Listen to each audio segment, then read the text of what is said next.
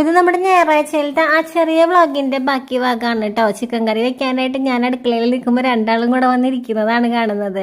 കണ്ണന്റെ ഭാഗം അവിടെ എന്നെ കളിയാക്കി കൊണ്ടിരിക്കുന്നുണ്ട്, എന്തൊക്കെയോ പറഞ്ഞിട്ട്. കല്യാണം ഇവിടെ പാലാപ്പള്ളിക്ക് വെച്ച് കൊടുത്തേക്കാണ് അവന്. അതിൻ്റെ ഇടയിൽ കൂടെ ഞാൻ കഴിഞ്ഞ വീഡിയോയിൽ പറഞ്ഞതുപോലെ മല്ലിപ്പൊടി മുളക് പൊടിയൊക്കെ വറുത്തപ്പോൾ അതിൻ്റെ ചെറിയൊരു മസാലക്കുത്തൊക്കെ വന്നപ്പോഴേ കല്യാണി അവൻ്റെ മൂക്കൊക്കെ പൊത്തിപ്പിടിച്ച്, അവന് മൂക്ക് പൊത്താൻ പറ്റില്ലല്ലോ. അപ്പോൾ അവള് കാല് വെച്ചേക്കുന്നു, കരിയുടെ പാത്രത്തിലൊക്കെയാണ് അവള് കാല് വെച്ചിരിക്കുന്നത് കേട്ടോ.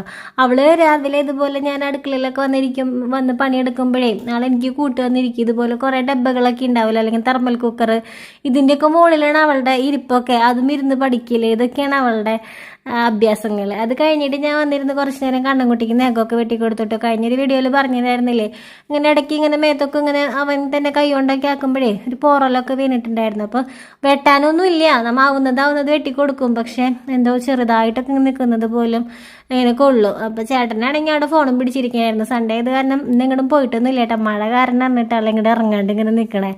അങ്ങനെ ഞാൻ നെഗമൊക്കെ വെട്ടി കല്യാണിക്കും ഞാനും ഒരു ക്യൂടെക്സൊക്കെ എടുത്തിട്ടു.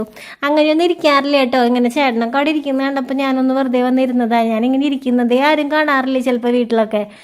കണ്ണന് ഭക്ഷണം കൊടുക്കാൻ മാത്രം ഞാനൊന്ന് ഇരിക്കുന്നത് കാണാം, അല്ലെങ്കിൽ പിന്നെ ഞാൻ അതുപോലെ വീഡിയോയ്ക്ക് എന്തെങ്കിലും വോയിസൊക്കെ കൊടുക്കാനൊക്കെ ആയിരിക്കും ഇരിക്കുന്നത് കാണാം. അപ്പോൾ കണ്ണൻകുട്ടിക്ക് മഞ്ജുഷാൻ്റെ കൊണ്ടുവന്ന മിഠായി ഞാൻ പൊട്ടിച്ചിട്ടുണ്ടായിരുന്നില്ല കേട്ടോ. അപ്പോൾ കല്യാണി കുറേ ദിവസമായി ഉന്നിട്ട് വെച്ചേക്കുന്നത്, വേറെ മിഠായി ഉണ്ടായതൊക്കെ പൊട്ടിക്കലും കഴിക്കലൊക്കെ കഴിഞ്ഞു. അപ്പോൾ ഇത് ഞാൻ കാണാനും കൂടെ കൊടുക്കണം എന്നൊക്കെ പറഞ്ഞിട്ട് ഇങ്ങനെ എടുത്ത് വെച്ചേക്കായിരുന്നു.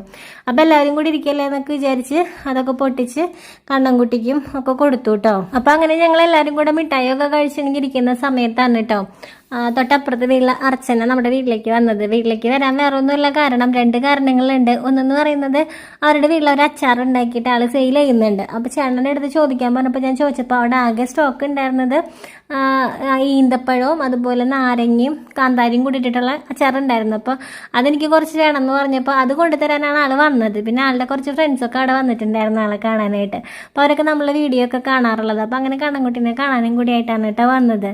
അപ്പോൾ അച്ചാർ എല്ലായിടത്തേക്കും ആൾ കൊറിയറൊക്കെ ചെയ്യുന്നുണ്ട്.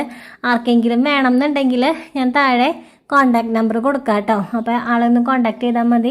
പറയുന്ന രീതിയിലുള്ള ഏത് അച്ചാർ വേണമെങ്കിലും ഉണ്ടാക്കിയൊക്കെ കൊടുക്കും. അപ്പോൾ ഒന്ന് കോണ്ടാക്ട് ചെയ്തിട്ട് ഡീറ്റെയിൽസൊക്കെ ഒന്ന് കളക്ട് ചെയ്താൽ മതി കേട്ടോ. അപ്പോൾ കണ്ണനും ഭയങ്കര ഹാപ്പിയായി.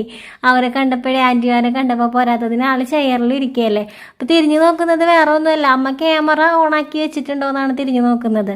അവന് എന്തൊരു സ്പെഷ്യൽ മൊമെൻറ്റ് വന്നാലും ആളെല്ലാവിടേക്കും നോക്കും, ക്യാമറ ഉണ്ടോ, ഇത് വീഡിയോ എടുക്കുന്നുണ്ടോ എന്നൊക്കെ അവൻ ഇങ്ങനെ എല്ലായിടേക്കും നോക്കും. അപ്പോൾ ഞാനത് അവരുടെ അടുത്ത് പറയായിരുന്നു, അവൻ ക്യാമറയാണ് നോക്കുന്നത് എന്ന് പറഞ്ഞപ്പോൾ ഞാൻ ക്യാമറ കുറച്ചും കൂടെ അവരുടെ അടുത്തേക്കൊക്കെ കൊണ്ടുവന്നിട്ട്. അപ്പോൾ അവർ വന്ന് ഞങ്ങളിങ്ങനെ കുറച്ച് നേരമൊക്കെ സംസാരിച്ചൊക്കെ നിന്നു.